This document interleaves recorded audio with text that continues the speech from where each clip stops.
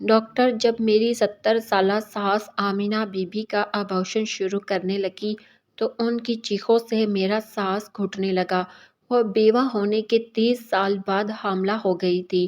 ساس ڈاکٹر کو ہاتھ بھی نہیں لگانے دے رہی تھی۔ ڈاکٹر نے کہا یہ مر جائے گی اور میرے شوہر عمر نے سختی سے کہا تھا چاہے مر ہی جائے مجھے کوئی پرواہ نہیں، اب اسقاط حمل ضروری ہے۔ اچانک ابارشن کے دوران میری ساس فوت ہو گئی۔ میں حیران رہ گئی، ساس کے کمرے میں تو کوئی جاتا بھی نہیں تھا، پھر وہ حاملہ کیسے ہوئی؟ ہم ساس کی میت کو لے آئے، جیسے ہی میں نے ان کی چارپائی سے چادر ہٹائی، نیچے پڑی چیز کو دیکھ کر میرا کلیجہ منہ کو آ گیا۔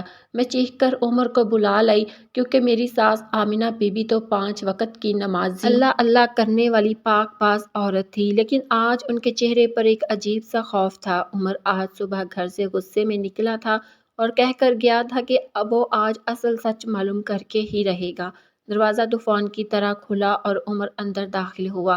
ان کی آنکھیں خون کی طرح سرخ تھیں، ان کے ہاتھ میں ایک سفید لفافہ تھا جو اس نے میز کی بجائے زمین پر پھینک دیا۔ آمینہ بی بی ہکا بکا ہو کر کھڑی ہو گئی۔ بیٹا صاحب خیریت تو ہے؟ عمر پاگلوں کی طرح چیخا۔ اماں آپ نے ہمیں کہیں منہ دکھانے کے لائق نہیں چھوڑا، میں لرزتی ہوئی آواز میں بولی۔ عمر ڈاکٹر نے کیا کہا ہے؟ اس نے آمینہ بی بی کی طرف انگلی اٹھائی۔ یہ رپورٹ ہے ان کی۔ آمینہ بی بی نے جیتے جی مجھے مار دیا۔ آمینہ بی بی نے کانپتے ہاتھوں سے رپورٹ اٹھائی، ان کا چہرہ سفید پڑ گیا۔ یہ جھوٹ ہے، عمر زور سے بولا۔ لوگوں کے طعنے سن سن کر میرے کان پک گئے۔ محلے والے کہتے تھے اپنی ماں پر نظر رکھو۔ میں سمجھتا تھا وہ بکواس کر رہے ہیں، میری بیوی بہکی ہوئی ہے، مگر یہ رپورٹ بھی جھوٹ ہے۔ میں فوراً بولی میں نہیں کہتی عمر، اماں جی کی طبیعت ٹھیک نہیں لگتی، بار بار چکر آنا، الٹیاں۔ آمینہ بی بی نے رپورٹ سینے سے لگا لی جیسے وہ کوئی سانپ ہو۔ خدا کا خوف کرو، تم بھی عورت ہو، تم جانتی ہو کہ یہ معدے کا پرانا مرض ہے۔ عمر نے غصے سے پاس رکھا گلدان اٹھا کر دیوار پر دے مارا۔ معدہ؟ وہ چیخا۔ رپورٹ میں صاف لکھا ہے پازیٹیو۔ ڈاکٹر نے کہا ہے مبارک ہو، اب باپ بننے والے ہیں۔ یہ کہتے ہی وہ دیوار سے ٹکرا کر رونے لگا۔ میں کیسے مبارکباد دوں؟ اپنے باپ کی موت کا سوگ مناؤں یا آپ کی اس حرکت کا؟ آمینہ بی بی کے قدموں تلے زمین نکل گئی۔ عمر ہوش کرو بیٹا، میں تمہاری ماں ہوں، میں بیوہ ہوں، تمہارے باپ کی بات میری عمر دیکھو، لوگ کیا کہیں گے؟ میں آہستہ آواز میں بولی۔ لوگ تو تب سے کہہ رہے ہیں جب سے آپ چھپ چھپ کر حکیموں کے پاس جاتی تھی۔ آمینہ بی بی بولی۔ ارے میں حکیم کے پاس اپنے معدے کے السر کا علاج کروانے جاتی تھی۔ انہوں نے قرآن پاک کی طرف ہاتھ اٹھایا۔ میں اس پاک کلام کو ہاتھ میں اٹھا کر کہتی ہوں یہ سب جھوٹ ہے، یہ کوئی سازش ہے۔ عمر بیٹا میری بات سنو، مجھے کوئی بات نہیں سننی۔ عمر نے ان کا ہاتھ جھٹک دیا۔ آپ نے آج مجھے مار دیا، زندہ درگور کر دیا۔ آمینہ بی بی نے آخری کوشش کی۔ ڈاکٹر جھوٹا ہو سکتا ہے، ہم کسی اور ڈاکٹر کے پاس چلتے ہیں۔ میں چیخ پڑی۔ کیوں؟ تاکہ آپ راستے میں کوئی اور کہانی گھڑ لیں۔ ڈاکٹر رضوان شہر کا سب سے بڑا ڈاکٹر ہے، رپورٹ جھوٹ نہیں بولتی۔ عمر نے آمینہ بی بی کو بازو سے پکڑا، ان کا دوپٹہ سر سے گر گیا۔ آپ نے میرے مرے ہوئے باپ کی عزت خاک میں ملا دی۔ آمینہ بی بی روتے ہوئے کہنے لگی۔ خدا کے لیے عمر، مجھ پر ظلم نہ کرو، انہوں نے مجھے بھی پکارا۔ سحر، تم اسے سمجھاؤ۔ لیکن میں نے سر مہری سے منہ پھیر لیا۔ میرا دل جانتا تھا کہ شاید کچھ غلط ہو رہا ہے، لیکن اس وقت میں اپنی جیت پر خوش تھی۔ عمر نے فیصلہ سنایا۔ اس گھر میں اب تمہارے لیے کوئی جگہ نہیں۔ آمینہ بی بی اس کے قدموں پر گر کر بولی۔ کہاں جاؤں گی میں؟ عمر چیخا۔ وہاں جاؤ جہاں تمہارا منہ کالا ہوتا رہا ہے۔ اس نے انہیں دھکا دیا اور گھسیٹ کر کمرے کی طرف لے گیا۔ آج سے تم اسی کمرے میں قید رہو گی، نہ کوئی تم سے ملے گا، نہ تم کسی سے۔ آمینہ بی بی چیختی رہی۔ نہیں عمر، دروازہ مت بند کرنا، مجھے اندھیرے سے ڈر لگتا ہے۔ مگر عمر نے باہر سے کنڈی چڑھا دی۔ اندر سے آمینہ بی بی کے رونے اور دروازہ پیٹنے کی آوازیں آتی رہی۔ عمر بیٹا، ایک بار میری بات سن لو۔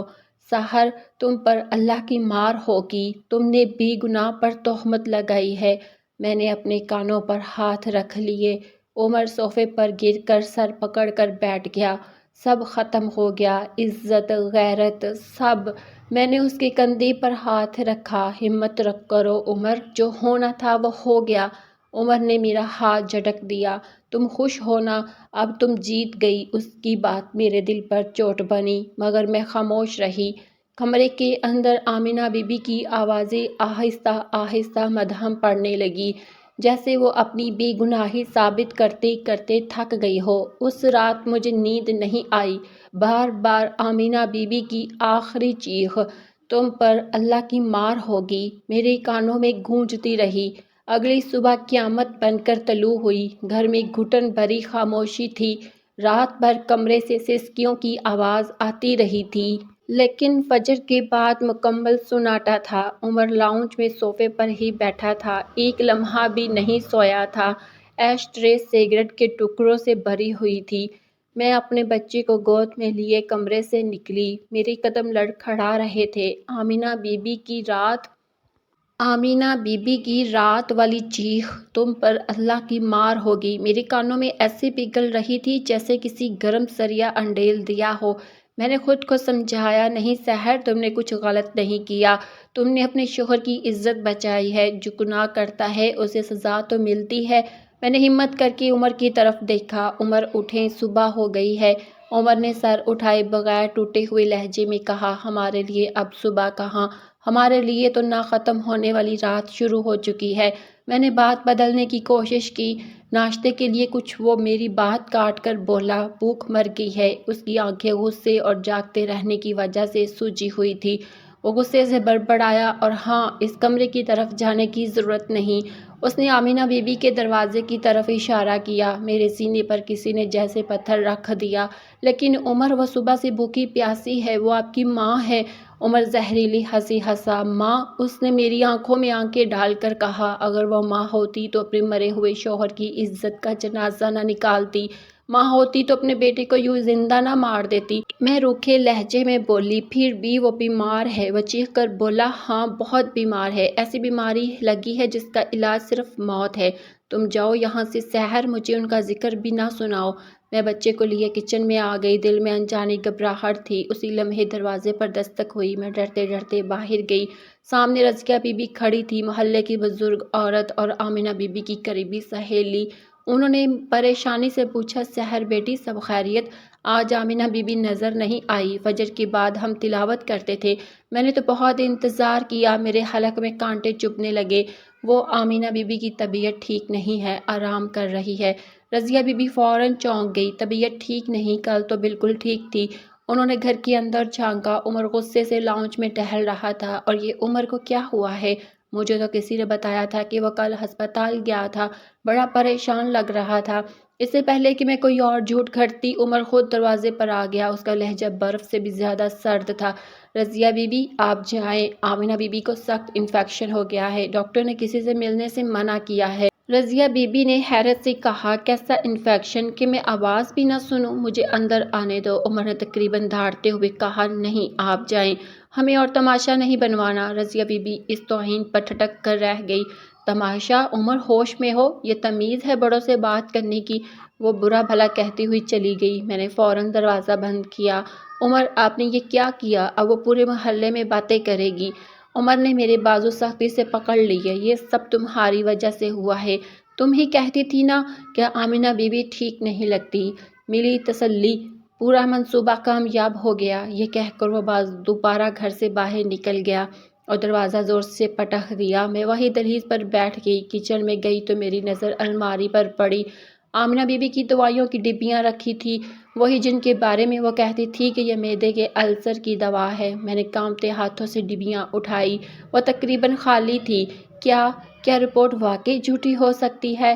میں نے ڈرے ہوئے دل کے ساتھ آمنہ بی بی کے دروازے پر کان لگایا۔ اندر مکمل خاموشی تھی۔ میں نے آہستہ سے دستک دی، آمنہ بی بی جی؟ کوئی جواب نہیں۔ میں نے بلند آواز میں پکارا، آمنہ بی بی، آپ ٹھیک تو ہیں؟ اندر موت جیسی خاموشی تھی، ایسی کہ میرا کلیجہ ٹوٹنے لگا۔ میری چیخ نکل گئی۔ عمر، حالانکہ میں جانتی تھی وہ گھر پر نہیں، میں پاگلوں کی طرح دروازہ پیٹنے لگی۔ بچہ بھی میری چیخوں سے ڈر کر رونے لگا۔ آمنہ بی بی، خدا کے لیے جواب دیں۔ لیکن اندر سے خاموشی کے سوا کچھ نہ آیا۔ ایک ایسی خاموشی جو موت سے بھی زیادہ خوفناک تھی۔ میرے دل میں ہول اٹھنے لگا۔ کیا انہوں نے میرے الزام کا صدمہ برداشت نہ کر سکی؟ میں کچن بھاگی، ایک چھری اٹھائی کہ شاید کنڈی توڑ سکوں، مگر کنڈی مضبوط اور پرانی تھی۔ میں چیختی رہی، عمر کہاں مر گئی تم؟ میں دروازے سے ٹیک لگا کر وہی فرش پر بیٹھ گئی۔ میرا وجود لرز رہا تھا، بچہ روتا جا رہا تھا، پورا گھر ماتم کدہ بن چکا تھا۔ میں نے کیا کر دیا؟ اگر انہیں کچھ ہو گیا تو میں خود کو کبھی معاف نہیں کر سکوں گی۔ رپورٹ سچی تھی، ڈاکٹر نے کہا تھا، مگر یہ خاموشی، یہ تو کسی اور ہی انہونے کی علامت تھی۔ رات کے تقریباً 10 بجے دروازہ زور سے کھلا۔ عمر نشے میں دھت لڑکھڑاتا ہوا اندر آیا۔ اس نے مجھے دروازے کے پاس روتا دیکھا تو غصے سے چیخا، اب کیا مصیبت ہے؟ کیوں میرا جینا حرام کر رکھا ہے؟ میں بھاگ کر اس کے پاس گئی۔ عمر ہوش کرے، آمنہ بی بی صبح سے خاموش ہے۔ عمر نے نشے میں جھنجھلا کر کہا، خاموش ہے؟ اچھا ہے نا، گھر میں سکون ہو گیا۔ مر گئی ہوگی شاید، جان چھوٹی۔ خدا کے لیے عمر، میں نے اسے جھنجھوڑا، وہ آپ کی ماں ہے، وہ صبح سے بھوکی پیاسی بند ہے۔ میں نے 1000 بار آواز دی ہے، انہوں نے کوئی جواب نہیں دیا۔ مجھے ڈر لگ رہا ہے، میری خوف زدگی دیکھ کر شاید ان کا نشہ کچھ کم ہوا۔ اس نے بھی دروازے کی طرف دیکھا۔ کیا مطلب؟ کوئی جواب نہیں دیا۔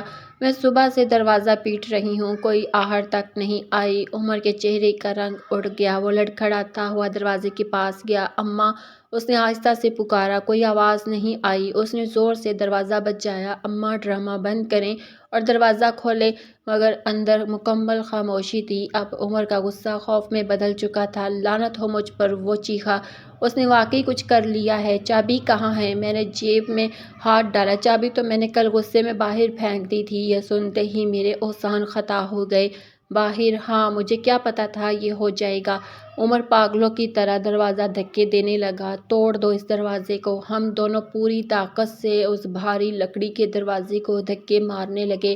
دروازہ پرانا تھا مگر مضبوط تھا۔ اماں، عمر رو رہا تھا، اماں مجھے معاف کر دینا، میں آپ کا گناہ گار ہوں۔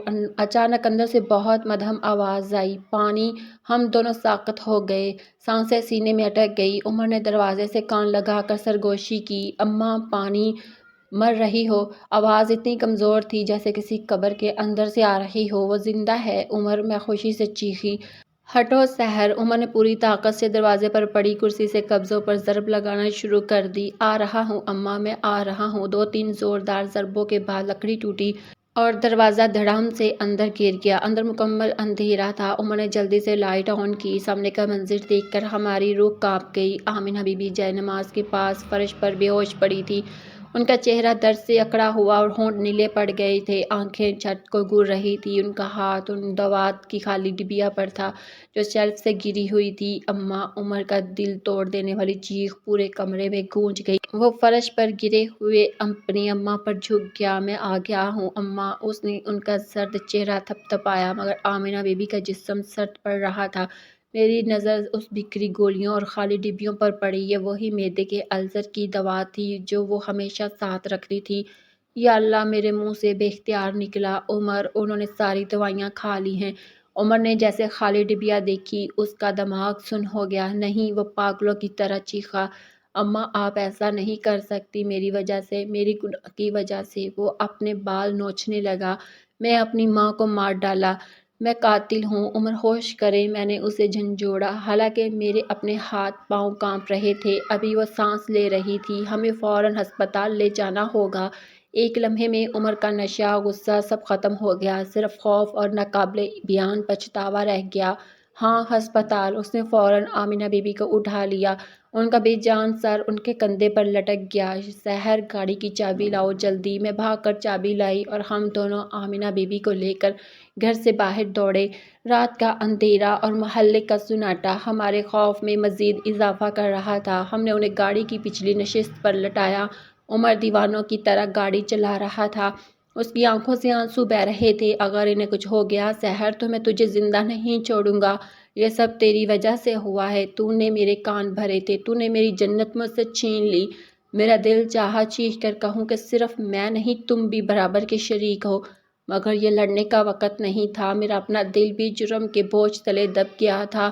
عمر دھیان سے! میں چیخی جب گاڑی موڑ پر پھسلنے لگی، اب صرف دعا کرو کیا دعا کروں؟ وہ رو پڑا اس اماں کے لیے جس پر میں نے تہمت لگائی، جسے میں نے کمرے میں بند کر دیا۔ بھوکی پیاسی وہ پانی مانگتی رہی اور میں نشے میں پڑا رہا۔ 5 منٹ بعد ہم ایمرجنسی وارڈ کے سامنے تھے۔ عمر نے آمنہ بی بی کو اٹھایا اور ڈاکٹر ڈاکٹر چیختا ہوا اندر بھاگا۔ اسٹریچر لایا گیا، انہیں فوراً ایمرجنسی روم میں لے جایا گیا۔ ایک نوجوان ڈاکٹر باہر آیا۔ انہیں کیا ہوا ہے؟ اس نے سخت لہجے میں پوچھا۔ میں نے کچھ کہنے والی تھی کہ عمر نے میرا ہاتھ دبا دیا۔ میں نے اس کی آنکھوں میں دیکھا، وہ دنیا کو سچ نہیں بتانا چاہتا تھا۔ ڈاکٹر، عمر نے جھوٹ کرتے ہوئے کہا، ان کے معدے میں پرانا السر ہے۔ ان کے معدے میں پرانا السر ہے۔ آج درد بہت شدید اٹھا تھا۔ ہم گھر آئے تو یہ فرش پر بے ہوش پڑی تھی۔ ڈاکٹر نے آمنہ بی بی کی نبض چیک کی اور ٹارچ سے ان کی آنکھیں دیکھی۔ صرف معدے کا درد؟ ڈاکٹر نے مشکوک نظروں سے ہمیں دیکھا۔ ان کے ہونٹ نیلے کیوں پڑ رہے ہیں؟ سانس اتنی کمزور کیوں ہے؟ کیا انہوں نے کچھ کھایا ہے؟ کوئی زہریلی چیز؟ نہیں، بالکل نہیں۔ عمر نے فوراً انکار کیا۔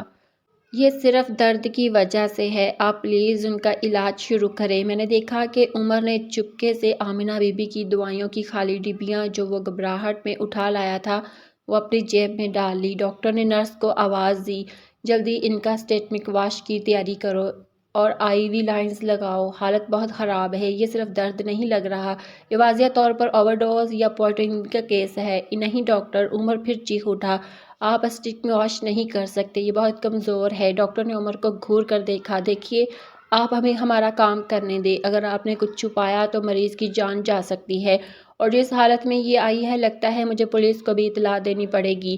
مجھے خدشہ ہے کہ انہوں نے اپنی جان لینے کی کوشش کی ہے۔ کیس ویسا ہی لگ رہا ہے پولیس۔ یہ لفظ سنتے ہی میرے پیروں تلے سے زمین نکل گئی۔ ہسپتال کی ٹھنڈی راہداری، جراثیم کش ادویات کی بو اور میرے بچے کے سسکنے کی آواز۔ عمر دیوار سے ٹیک لگائے کسی پتھر کے مجسمے کی طرح کھڑا تھا۔ اس کی نظریں ایمرجنسی روم کے بند دروازے پر جمی تھیں۔ عمر، اگر پولیس آ گئی تو ہم کیا کہیں گے؟ کیا بتائیں گے کہ ہم نے آمنہ بی بی کو کمرے میں بند کر رکھا تھا؟ عمر نے غصے سے میری طرف دیکھا۔ تم اپنی زبان بند رکھو سحر، اگر ایک لفظ بھی نکالا تو مجھ سے برا کوئی نہ ہوگا۔ لیکن ڈاکٹر کو سچ؟ کون سا سچ؟ وہی نا جو تم نے مجھے دکھایا تھا، وہی رپورٹ جس کے باعث میں بتاؤں گا انہیں کہ اس عورت نے شرمندگی کے ڈر سے خودکشی کی کوشش کی ہے۔ عمر، خدا کا خوف کرو۔ میں کانپ گئی۔ ہم پہلے ہی اس پر ظلم کر چکے ہیں۔ اب میری بات ابھی ادھوری تھی کہ ایمرجنسی روم کا دروازہ کھلا اور وہی نوجوان ڈاکٹر تیزی سے باہر آیا۔ اس کے چہرے پر غصے کی جگہ گہری پریشانی تھی۔ مسٹر عمر، اس نے سنجیدگی سے پکارا۔ عمر سیدھا ہو گیا۔ ڈاکٹر، وہ ٹھیک تو ہے؟ ڈاکٹر نے ہمیں راہداری میں ایک طرف کیا۔ دیکھیے، ہم نے ان کا معدہ صاف کر دیا ہے۔ انہوں نے واقعی السر کی دوائی بہت زیادہ مقدار میں کھائی تھی۔ لیکن عمر کی آواز رک گئی۔ ڈاکٹر نے لمبا سانس لیا۔ مسئلہ صرف اوور ڈوز کا نہیں ہے۔ ہم نے ان کا خون بھی ٹیسٹ کیا ہے۔ ان کی حالت صرف گولیوں سے اتنی خراب نہیں ہے، وہ پہلے ہی بہت بیمار تھی۔ میرا دل بیٹھ گیا۔ بیمار؟ کس طرح بیمار؟ ان کا خون پانی بن چکا ہے، شدید انیمیا، اور ان کا جگر کا سائز بھی ٹھیک نہیں لگتا۔ ڈاکٹر رکا، پھر بولا، لیکن ایک بات بہت عجیب ہے۔ کیا؟ عمر نے جلدی سے پوچھا۔ ہم نے جو روٹین ٹیسٹ کیے ہیں ان میں ان کا HCG لیول بہت زیادہ ہے۔ میں اور عمر نے چونک کر ایک دوسرے کی طرف دیکھا اور ڈاکٹر نے کہا، یہ وہ ہارمون ہے جو عموماً حمل میں زیادہ ہوتا ہے۔ عمر نے فوراً اپنی جیب سے وہ طے شدہ رپورٹ نکالی جو ڈاکٹر رضوان نے دی تھی۔ یہ دیکھیے ڈاکٹر، یہی رپورٹ ہے۔ اس کی وجہ سے ہم پریشان تھے۔ ہم نے سوچا انہوں نے شرمندگی کے مارے۔ ڈاکٹر نے جھٹکے سے رپورٹ چھین لی اور غور سے دیکھی۔ ان کے ماتھے پر گہری لکیریں پڑ گئیں۔ آپ انہیں گائناکولوجسٹ کے پاس لے گئے تھے؟ جی، ان کی طبیعت خراب تھی، الٹیاں آتی تھیں، چکر آتے تھے۔ ڈاکٹر نے آنکھیں بند کر لیں۔ یا اللہ، تم لوگوں نے کیا کر دیا؟ کیا مطلب؟ رپورٹ جھوٹی ہے؟ عمر چیخا۔ نہیں، رپورٹ جھوٹی نہیں، بالکل سچی ہے۔ ان کا HCG لیول واقعی بہت زیادہ ہے۔ اس نے رپورٹ کے نیچے چھوٹے سے لکھے حصے پر انگلی رکھی جسے ہم نے کبھی دیکھا ہی نہیں تھا۔ لیکن HCG صرف حمل میں زیادہ نہیں ہوتا۔ ڈاکٹر کی آواز بوجھل ہو گئی۔ کچھ خاص قسم کے کینسر، خصوصاً خون کے کینسر اور جگر کے ٹیومر میں بھی یہی ہارمون بنتا ہے۔ ڈاکٹر رضوان نے اسی لیے رپورٹ کے نیچے لکھا تھا، فوراً کینسر کے ماہر سے رجوع کریں۔ وقت جیسے رک گیا۔ میرے کانوں میں سائیں سائیں ہونے لگی۔ کینسر؟ عمر کی آواز ٹوٹ گئی۔ جی، تم لوگوں نے جسے حمل سمجھا وہ دراصل کینسر کی علامتیں تھیں۔ وہ الٹیاں، وہ چکر، وہ کمزوری، یہ سب ان کے جسم میں پھیلتے ہوئے خون کے کینسر کی وجہ سے تھا۔ عمر کے ہاتھ سے رپورٹ گر گئی۔ ڈاکٹر نے سخت لہجے میں کہا، اور وہ اصل رپورٹ جو تم لوگ چھپا رہے تھے، السر والی، وہ بھی ہمارے پاس آ گئی ہے۔ ان کے معدے میں السر تھا، مگر وہ بھی اسی کینسر کی وجہ سے بگڑ چکا تھا۔ میں فرش پر گرنے لگی، مگر عمر نے مجھے نہیں سنبھالا۔ وہ خود ٹوٹے ہوئے انسان کی طرح ڈاکٹر کو دیکھ رہا تھا۔ ڈاکٹر کے آخری الفاظ ہمارے وجود پر ہتھوڑے کی طرح گرے۔ تم لوگوں نے ایک کینسر کی مریضہ کو، جسے علاج کی سب سے زیادہ ضرورت تھی، اسے حاملہ سمجھ کر کمرے میں بند کر دیا۔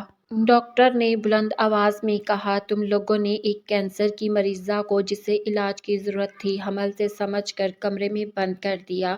ڈاکٹر کے یہ الفاظ میرے ذہن پر ایسے گرے جیسے کوئی خوفناک دھماکہ ہوا ہو۔ میں وہیں ہسپتال کے ٹھنڈے فرش پر بے ہوش سی بیٹھ گئی۔ میرا بچہ میری گود میں سسکیاں لے کر رونے لگا۔ عمر وہیں ساکت کھڑا تھا۔ اس کے چہرے پر نہ صدمہ تھا، نہ افسوس، نہ ہی کوئی ندامت، بلکہ اس کے چہرے پر ایک درندوں جیسا غصہ ابھر آیا تھا۔ اس کی نظریں میرے چہرے پر جم گئی۔ یہ سب تم نے کیا ہے، وہ دھاڑا۔ اس کی آواز پورے ہسپتال کے راہداری میں گونج گئی۔ تم نے مجھے میری اپنی ماں کا قاتل بنا دیا۔ تمہاری اسی گھٹیا بدگمانی نے۔ میں نے کانپتے ہوئے فرش سے اٹھنے کی کوشش کی۔ عمر، خدا کے لیے، میں نے تو وہی دیکھا تھا جو ڈاکٹر رضوان کی رپورٹ میں۔ وہ خاموشی سے میری طرف بڑھا۔ وہ ڈاکٹر رضوان، وہ تمہارا ہی جاننے والا تھا نا؟ تم ہی لے کر گئی تھی مجھے اس کے پاس۔ یہ ساری سازش تم نے رچائی۔ تم میری ماں کی جان لینا چاہتی تھی۔ نہیں عمر، آپ یہ کیا کہہ رہی ہیں؟ میں چیخی۔ اتنے میں نوجوان ڈاکٹر نے مداخلت کی۔ مسٹر عمر، ہوش کریں۔ یہ وقت آپس میں لڑنے کا نہیں۔ آپ کی والدہ کی حالت بے حد تشویشناک ہے۔ ہمیں فوراً ICU منتقل کرنا ہوگا۔ نرسیں اور وارڈ بوائے تیزی سے آمنہ بی بی کو اسٹریچر پر ایمرجنسی روم سے باہر لائی۔ آمنہ بی بی کا چہرہ بجلی کی طرح سفید پڑ چکا تھا، اور ان کے بے جان ہاتھ اسٹریچر سے نیچے لٹک رہے تھے۔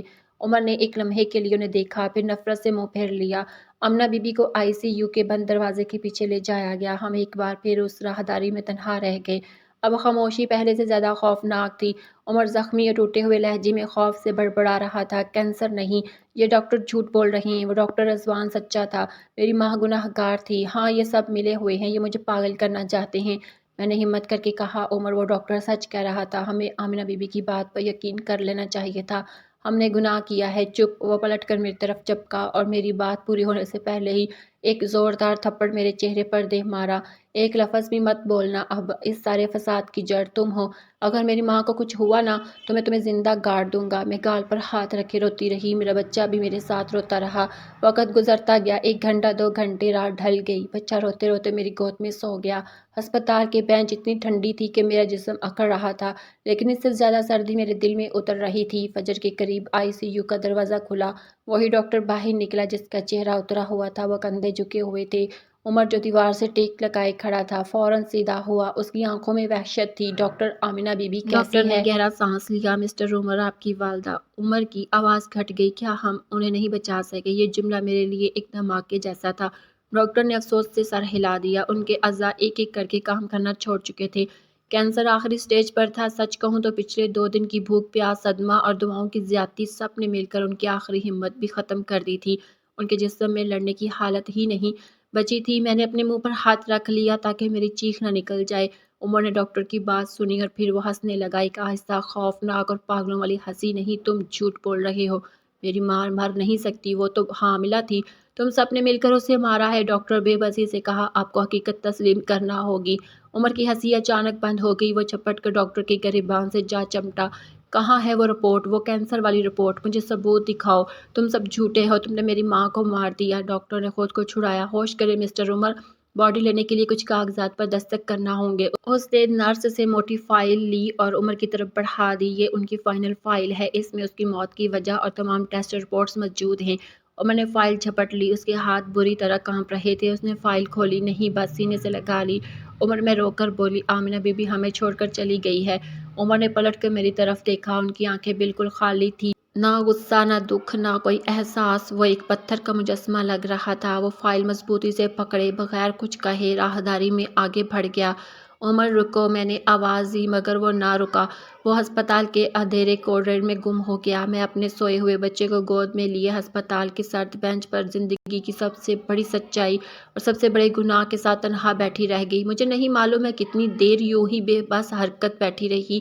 آخرکار ایک نرس نے مجھے جھنجھوڑا، بی بی آپ کو اپنے مریض کی میت لے جانے کے لیے کاغذات پر دستخط کرنے ہیں۔ میرا حلق سوکھ گیا۔ میرا شوہر ابھی آتا ہے، میں نے دھیمی آواز میں کہا۔ کوئی نہیں آئے گا، نرس نے بیزاری سے جواب دیا۔ صبح سے آپ یہی بیٹھی ہیں، جلدی کریں، ہمیں کارروائی مکمل کرنی ہے۔ میں بچے کو سنبھالتے ہوئے کانپتے ہاتھوں سے کاؤنٹر تک گئی۔ میں نے وہ کاغذات دستخط کر دیے جن پر لکھا تھا میری ساس کی موت کینسر اور اعضاء کے فیل ہونے سے ہوئی ہے۔ یوں میں اپنے گناہ، اپنے ظلم پر حکومت کی مہر لگا دی۔ میت گھر لانے کے لیے میرے پاس پیسے نہیں تھے۔ میں نے روتے ہوئے اپنے کانوں کی بالیاں اتار کر نرس کو دے دی کہ ایمبولینس کا بندوبست کر لے۔ جب آمنہ بی بی کی میت اسٹریچر پر گھر کے دروازے پر پہنچی، محلے میں ماتم مچ گیا۔ وہی رضیہ بی بی جنہیں کل عمر نے ڈانٹ کر بھگا دیا تھا، سب سے پہلے دوڑتی ہوئی آئی۔ آمنہ بی بی کا سفید چہرہ دیکھ کر وہ سینہ کانپنے لگی۔ میں نہ کہتی تھی کچھ گڑبڑ ہے۔ ارے سحر، یہ کیا کر ڈالا تم لوگوں نے؟ کل تو وہ بھلی چنگی تھی، میں کیا جواب دیتی؟ میں میت کے پاس ہی گر پڑی۔ رضیہ بی بی، آمنہ بی بی ہمیں چھوڑ گئی، چھوڑ کر نہیں گئی۔ رضیہ بی بی نے غصے سے میری طرف دیکھا۔ انہیں مار دیا کیا ہے؟ ان کے چہرے پر یہ خوف کے نشان کیسے ہیں؟ لوگ خاص طور پر مجھے مجرم نظروں سے گھور رہے تھے۔ ہم نے آمنہ بی بی کو کمرے میں رکھا، گھر میں قرآن خوانی شروع ہو گئی، لیکن عمر کا کہیں پتہ نہیں تھا۔ وہ عصر کے وقت آیا، جب وہ گھر میں داخل ہوا تو قرآن پڑھتی عورتیں اسے دیکھ کر یکدم خاموش ہو گئی۔ سرگوشیاں رک کر ایک خوفناک سناٹے میں بدل گئی۔ وہ صبح والا عمر نہیں تھا، اس کی آنکھوں میں درندوں جیسی ویرانی تھی، بال بکھرے ہوئے تھے، قمیض کے بٹن ٹوٹے ہوئے تھے اور اس کے ہاتھ میں وہی ہسپتال کی فائل تھی۔ وہ کسی کو دیکھے بغیر ایک رپورٹ کی طرح سیدھا آمنہ بی بی کی میت کے پاس گیا۔ اس نے کفن میں لپٹے چہرے پر ایک نظر ڈالی، پھر میری طرف مڑا۔ یہ سب جھوٹ ہے، وہ چیخا۔ اس نے فائل کو ہوا میں لہراتے ہوئے کہا، یہ سب تم نے اور اس ڈاکٹر نے مل کر کیا ہے، تم نے ہی میری ماں کو مارا ہے۔ رضیہ بی بی نے اسے پکڑنے کی کوشش کی۔ عمر بیٹا، ہوش کر، تیری ماں مر گئی ہے۔ نہیں، وہ پاگلوں کی طرح چیخا، اسے مارا گیا ہے، میں سب سچ نکلواؤں گا، میں اسی فائل میں سے وہ رپورٹ نکلواؤں گا، ڈاکٹر رضوان کی رپورٹ، جس میں لکھا تھا کہ وہ گناہ گار تھی۔ یہ سن کر وہاں بیٹھی عورتوں نے کانوں کو ہاتھ لگایا۔ عمر بس کرو، میں روتے ہوئے بولی، خدا کے لیے اب تو آمنہ بی بی کی عزت کا خیال کرو۔ ہم گناہ گار ہیں، ہم نے ان پر تہمت لگائی، تہمت وہ زہریلی ہنسی ہنسا، میں ابھی سچ ثابت کرتا ہوں۔ وہ وہیں میت کے قدموں میں فرش پر بیٹھ گیا اور پاگلوں کی طرح فائل کے ورق پلٹنے لگا۔ اس کا مقصد صرف ایک تھا، ڈاکٹر رضوان کی وہ رپورٹ ڈھونڈنا جو اس کے گناہ کو چھپا سکے، اسے جواز دے سکے۔ یہ نہیں، یہ بھی نہیں، کہاں ہے وہ بڑبڑا رہا تھا۔ میں بھی اس کے قریب فرش پر بیٹھ گئی، میرا دل بیٹھ رہا تھا۔ اچانک اس کے ہاتھ رک گئے۔ اس نے فائل میں سے 2 رپورٹیں ایک ساتھ نکالی، ایک ڈاکٹر رضوان کی وہ پہلی رپورٹ جسے ہم ادھورا پڑھتے رہے تھے، اور دوسری وہ فائنل رپورٹ جو نوجوان ڈاکٹر نے بنائی تھی۔ اس نے دونوں رپورٹیں فرش پر ساتھ رکھ دی۔ پہلی رپورٹ پر بڑی جگہ پر لکھا تھا اور دوسری رپورٹ میں موت کی وجہ درج تھی۔ ہم دونوں میاں بیوی جھک کر ان رپورٹوں کو دیکھنے لگے۔ ہماری آنکھیں الفاظ پر جم گئی۔ فائنل رپورٹ میں صاف صاف لکھا تھا، موت کی وجہ ایکٹیو مائلائڈ لیوکیمیا یعنی خون کا کینسر، آخری اسٹیج، اور اس کے نتیجے میں پیدا ہونے والا معدے کا شدید السر۔ اور ڈاکٹر رضوان کی رپورٹ، جسے ہم نے صرف اوپر کا حصہ پڑھ کر فیصلہ دے دیا تھا، اس کے نیچے بھی وہی نوٹ درج تھی، ایچ سی جی کی زیادتی ممکنہ طور پر کینسر کی علامت ہو سکتی ہے، فوراً ماہر امراض سے رجوع کریں۔ یہ دیکھ کر ہم دونوں کے ہوش مکمل طور پر اڑ گئے۔ لفظ ہماری آنکھوں کے سامنے تیر رہے تھے، مگر دماغ انہیں قبول کرنے سے انکاری تھا۔ ایک طرف حاملہ کا لفظ اور دوسری طرف خون کا کینسر۔ ہمیں تو ڈاکٹر نے بتایا تھا کہ وہ حاملہ ہے، لیکن یہاں تو صاف صاف کینسر لکھا تھا۔ یہ سوچ کر ہماری رگیں سن ہو گئی کہ ہم نے اپنی ساس کو بے قصور ہوتے ہوئے قتل کر دیا۔ ایک لمحے کے لیے عمر پتھر کا ہو گیا، اس کا سانس رک گیا، اس کے ہاتھ سے رپورٹ گر گئی، اس کی آنکھیں بے یقینی سے کھل گئی۔ پھر وہ ایک ایسی چیخ مار کر زمین پر گر پڑا جو انسان کی آواز نہیں لگتی تھی، وہ ایک زخمی مرتے ہوئے جانور کی آواز تھی۔ نہیں، وہ دیواروں سے ٹکرے مارنے لگا۔ جھوٹ ہے، سب جھوٹ ہے، کچھ بھی سچ نہیں۔ وہ آمنہ بی بی کی میت سے لپٹ گیا۔ اماں اٹھو، انہیں بتاؤ کہ تم سچی تھی اماں۔ پھر وہ اٹھ کر دیوار پر سر مارنے لگا۔ میری ماں سچی تھی، میری ماں سچی تھی۔ میں نے اسے روکنے کی کوشش کی مگر اس نے مجھے دھکا دے دیا۔ دور ہو جاؤ چنڈال، تو نے مارا ہے میری ماں کو۔ عمر صدمے میں پاگل ہو چکا تھا۔ وہ کبھی ہنستا، کبھی روتا، کبھی دیوار سے ٹکرا جاتا۔ اس کی وہ چیخ اس کے ہوش و حواس کی ٹوٹتی ہوئی آخری کڑی تھی۔ محلے کی عورتوں نے اسے پکڑنے کی کوشش کی لیکن وہ ایک درندہ بن چکا تھا۔ چھوڑ دو مجھے، وہ دہاڑا، اس زہر کو پکڑو، اس نے میری ماں کو مارا ہے، یہ چنڈال ہے، اس سے جادو کیا تھا۔ وہ اپنے بچے کو گود میں لیے پتھر کی طرح بیٹھ گئی۔ ہر الزام میرے دل میں تیز خنجر کی طرح لگ رہا تھا۔ پھر وہ اچانک ہنسنے لگا، ایک ایسا ہولناک قہقہ کہ میت کے گرد بیٹھے لوگوں کے رونگٹے کھڑے ہو گئے۔ ہاں ہاں، سب جھوٹے ہیں، تم بھی، ڈاکٹر بھی۔ اس کی نظر رپورٹ پر پڑی، وہ لپکا اور پہلی رپورٹ اٹھا لی، خون کے کینسر والی رپورٹ کو اس نے پاؤں سے مسل دیا۔ یہ ہے سچ، وہ بولا، میری ماں گناہ گار تھی، ہاں وہ حاملہ تھی، یہ ہے ثبوت۔ آمنہ بی بی کی میت کو اٹھایا گیا۔ عمر نے روکنے کی کوشش تک نہ کی، وہ ایک کونے میں سمٹ کر بیٹھ گیا۔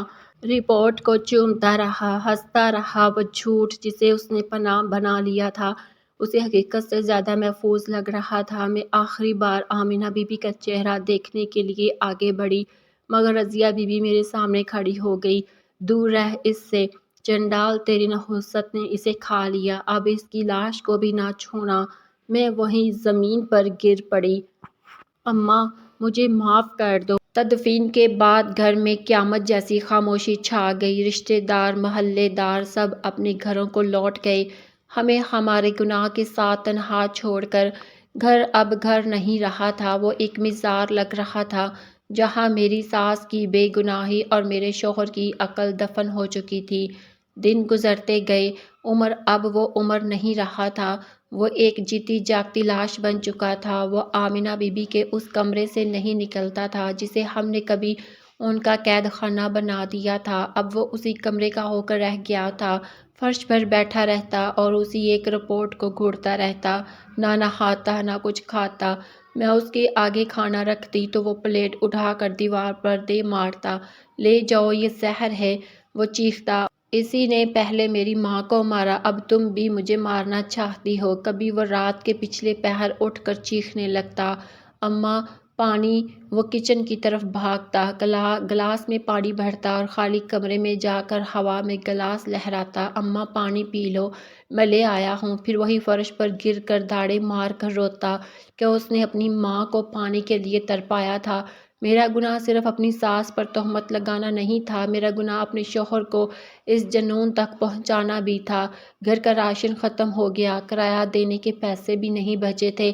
میں نے اپنے زیور کا آخری ٹکڑا، اپنی شادی کی انگوٹھی بیچ دی تاکہ اپنے بچے کے لیے دودھ اور عمر کے لیے دوائیاں لے سکوں، مگر عمر نے وہ دوائیاں بھی مجھ پر دے ماری۔ ایک دن مالک مکان آ گیا، بہن جی گھر خالی کر دو۔